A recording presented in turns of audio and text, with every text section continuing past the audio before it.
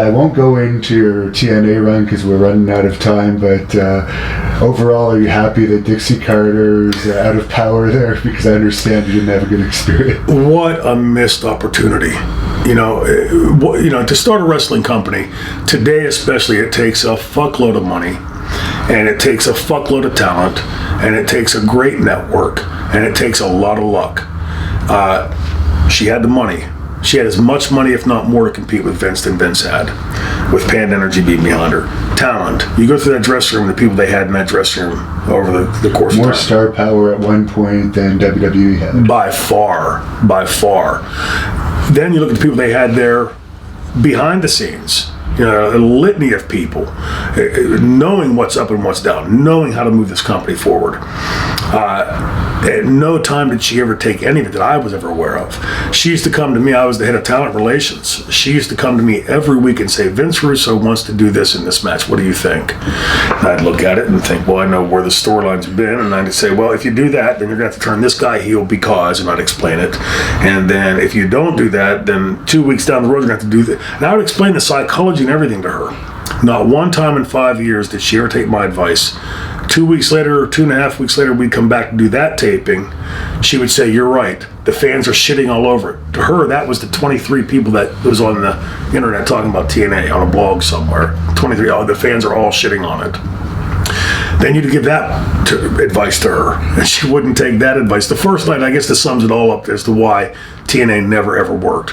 The first night I met Dixie Carter, she was introduced to us. I walked down to the green room after the production meeting, and she followed me into the green room, knocked on the door, and I brought her in, and she said, my father, and she started reciting my resume to me like I didn't know it. And she said, my father's very impressed by what you've accomplished in your career, and he's happy to have you here, and he wants me to ask you for one, if he wanted to ask you for one piece of advice as he's about to start on this, what would be the most important thing you could tell my father? I went, whew, one piece of it, Dixie. I said, I could give you a million pieces of advice. And we started just sitting there talking and bullshitting for a few minutes as I'm thinking in the back of my head, what one piece of advice, one piece? And it finally popped in my head. I thought, if I could only give one piece of advice to your father, the most important piece of advice I could give him would be to in no way, shape, or form try to challenge Vince McMahon right now. Don't try to be the WWF 2, WWF Junior, WWF Light.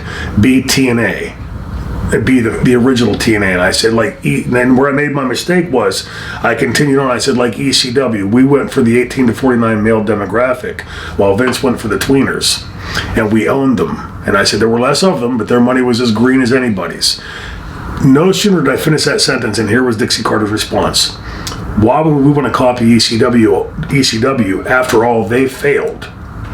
And no sooner did she finish that sentence, the show had already started, the monitor's behind me. Dixie's standing over here in the doorway, the monitor's behind me.